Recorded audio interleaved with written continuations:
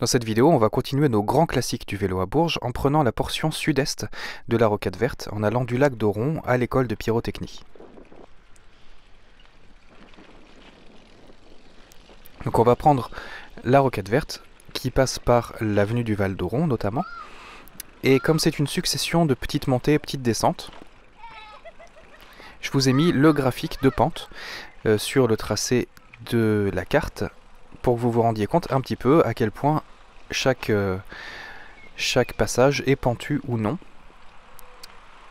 Ici on va tourner à droite dans la rue Georges Pompidou. Alors sur la carte c'est facile à lire, plus la portion est rouge, plus c'est pentu en montant, plus la portion est bleu foncé, plus le passage est fort en descente. Parce qu'on ne se rend pas toujours très compte en vidéo. Donc là, cette rue Georges Pompidou, vous le voyez, a une voie séparée, a une voie justement partagée entre les piétons et la bande cyclable. Et ici, je décide de prendre la route pour éviter de déranger la famille qui est tranquillement en train de marcher sur le trottoir. Je vais doubler toutes ces personnes et puis ensuite je vais me rabattre sur la piste cyclable sur le trottoir. D'autant plus que ce jour-là, il y avait très peu de circulation, donc pas de problème, je dérange personne dans la rue. Ici, le feu est rouge, mais on peut passer sur la piste cyclable en contournant par la droite et ensuite traverser la rue de Lazenay au niveau du feu.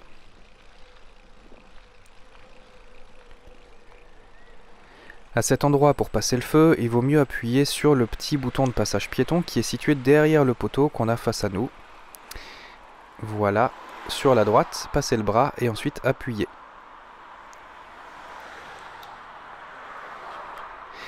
Et donc nous on va prendre en face, dans l'avenue du Val d'Auron.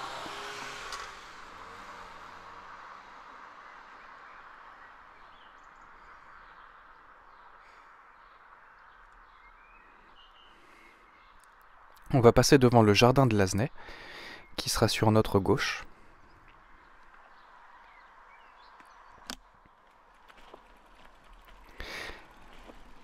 Et dont il y a une entrée qui est praticable à vélo un petit peu plus haut dans l'avenue du Val d'Auron. L'avenue du Val d'Auron, justement, vous le voyez qu'il y a une piste cyclable qui n'est pas obligatoire. Vous avez vu le panneau carré qui indique qu'on a quand même, c'est une piste conseillée en fait, qu'on a quand même le droit de prendre la route. Mais cette piste cyclable est délimitée en fait du trottoir réel pour les piétons qui est sur notre droite. Donc on a vraiment ici 3 voies de circulation distinctes entre les piétons, la piste cyclable et la route. Alors vous le voyez ici, ça grimpe pas mal à certains moments, on est sur du 8 à 9%. Et à noter que je n'ai pas un vélo qui est fait vraiment spécifiquement pour grimper. Je vais un petit peu plus vite avec mon autre vélo que j'utilise parfois. Celui-ci n'est pas fait pour grimper et l'animal qu'il pilote n'est pas tellement fait pour grimper non plus. Donc ça fait que je ne vais pas très vite. Ensuite, on va redescendre donc tout ce qu'on vient de grimper, voire plus. Et on va avoir une petite chicane ici qui nous fait ralentir. Un petit croisement. On traverse la rue Hippolyte Boyer et on reprend une petite ascension. Et vous le voyez sur la droite, plus ça va, plus le tracé pour le chemin piéton est de plus en plus envahi par la végétation et de moins en moins praticable pour eux, les pauvres. Ce qui fait que souvent on va avoir des piétons sur cette piste cyclable, forcément.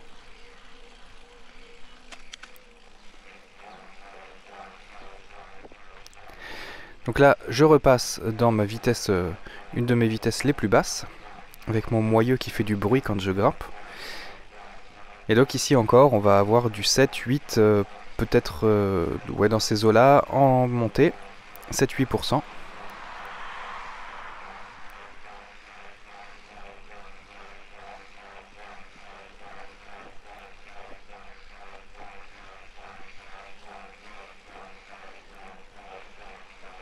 Et là, on arrive au niveau des sujets qui fâchent.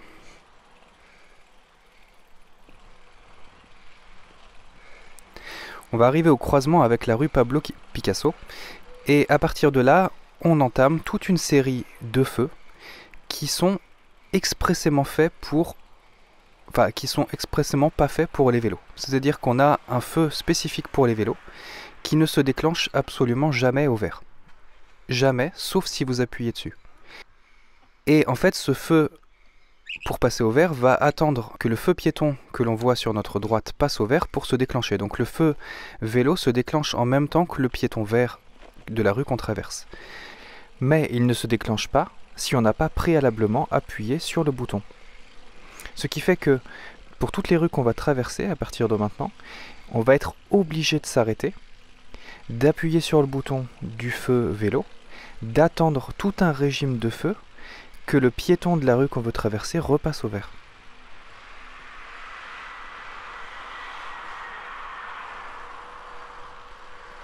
C'est pour moi un des énormes points noirs de cette portion de la rocade verte. Certes, la piste cyclable est très jolie. En passant, vous avez vu d'ailleurs que maintenant le trottoir, enfin le chemin pour les piétons se résume à un petit tracé dans l'herbe qui a été un petit peu piétiné. On voit un petit peu une sorte de petit chemin de terre à peine perceptible.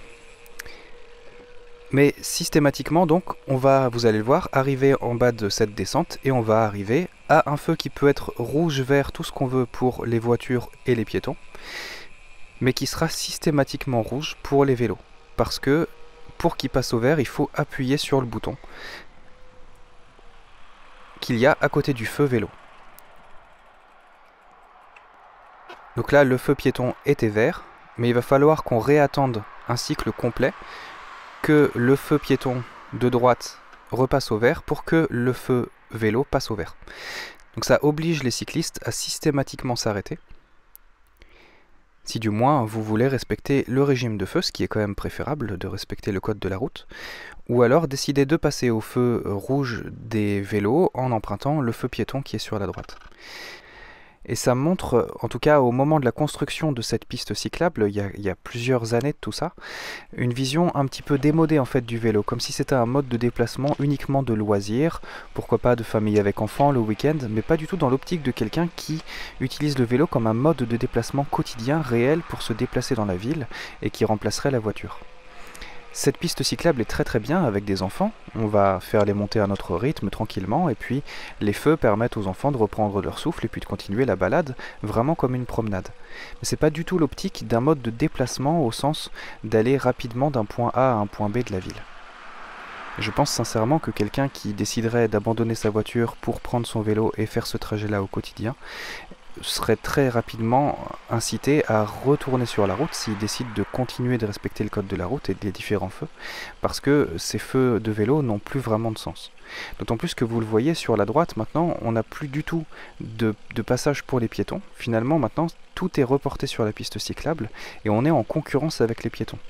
Et très souvent à vélo on va préférer déranger les voitures plutôt que les piétons parce que les piétons sont plus vulnérables que les cyclistes.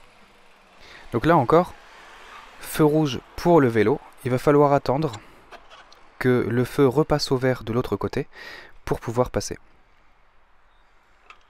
Et ça c'est quand même très mal connaître l'usage du vélo parce que quand on est sur une voie particulièrement sécurisée comme celle-ci et qu'on arrive à l'approche d'un feu rouge, ce qu'on fait à vélo en général c'est que on ralentit tranquillement, on attend, on laisse passer du temps avant d'arriver au feu pour espérer qu'il passe au vert et pouvoir passer sans s'arrêter en fait, sans avoir besoin de mettre le pied à terre. Là, le feu nous oblige systématiquement à mettre le pied à terre et à attendre, encore une fois, tout un régime de feu pour pouvoir passer à la suite.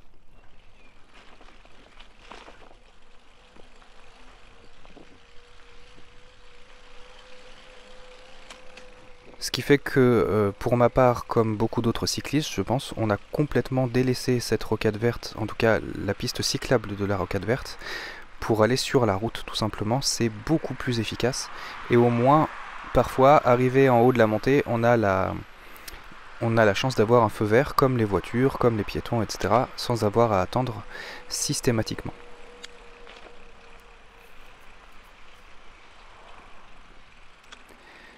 Comme c'est le cas ici par exemple, il n'y a pas de régime de feu spécifique pour les vélos, donc j'ai pu passer au niveau du piéton vert, ça me fait gagner quelques secondes par-ci par-là.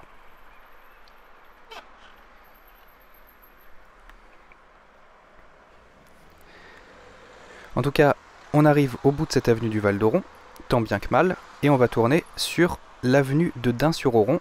On va tourner à gauche, enfin on va d'abord traverser l'avenue de Dun-sur-Oron, pour ensuite rejoindre la piste cyclable qui est sur le trottoir opposé. Cette attente au feu est la plus longue de toutes, donc c'est l'occasion de vous parler de quelques chiffres. En attendant, globalement, le trajet fera à peu près 3 km 442 précisément.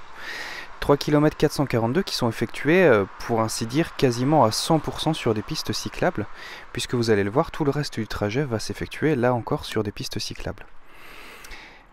Ces 3 km 442, on va les faire là en 15 minutes 15 à peu près, un petit peu moins, mais ça fait une moyenne pas terrible, une moyenne totale de 13,5 km/h, ce qui est petit. Mais c'est dû à deux choses. D'une part, évidemment, les montées qui font que j'avance beaucoup moins vite, parce que je suis pas du tout un sportif de haut niveau à vélo, d'une part. Et d'autre part, le fait qu'il y a un temps d'attente qui est assez énorme, de plus de 3 minutes 16 d'attente à des feux différents, dont je vous parlais justement. Si on respecte vraiment, enfin si on roule sur la piste cyclable, qui n'est pas obligatoire, hein, d'ailleurs c'est un panneau carré, donc ça veut dire que elle est conseillée pour la sécurité, mais elle n'est pas obligatoire pour les cyclistes. Vous iriez plus vite si vous rouliez sur la route, puisque vous pourriez bénéficier de certains feux qui seraient au vert, comme pour les voitures, au moment où vous passez. Mais globalement, donc, ce trajet fait en 15 minutes 15, ça fait une vitesse moyenne en déplacement de 15 km, presque 16, 15,8 km en déplacement, d'après mon GPS. Alors ici on est sur l'avenue de Dun, et puis on va continuer donc cette piste cyclable. Vous l'avez vu d'ailleurs, qui est très roulante en fait, parce que même si elle est partagée avec les piétons, finalement de ce côté-là de la rue, il y a très peu d'entrées-sorties d'immeubles ou de maisons. En fait c'est que les bâtiments militaires qu'il y a sur la droite, et il n'y a aucune entrée-sortie, ce qui fait qu'il y a peu de piétons qui passent par là. C'est plutôt, les gens vont plutôt marcher de l'autre côté de la rue. Ici on tourne à droite donc dans l'avenue Carnot. Et puis on descend tranquillement, on est sur une petite descente le long des bâtiments militaires, avant de rejoindre l'école de pyrotechnie.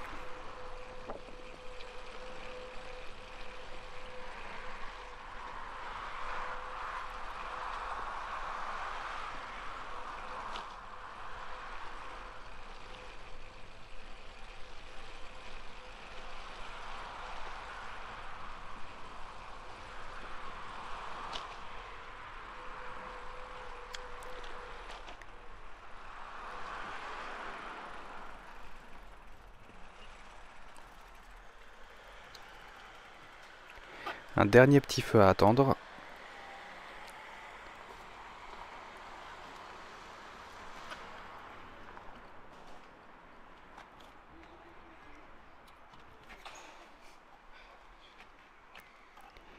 Et on va continuer ensuite sur l'avenue Carnot, en face de nous.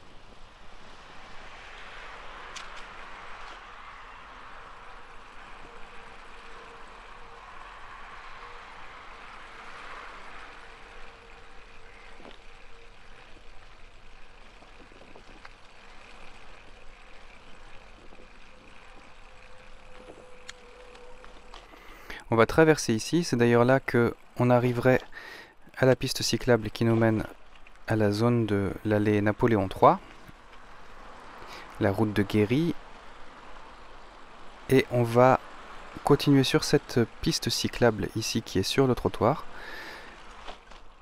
passer les petites intersections, et on arrive devant l'ancien portail de l'école de pyrotechnie.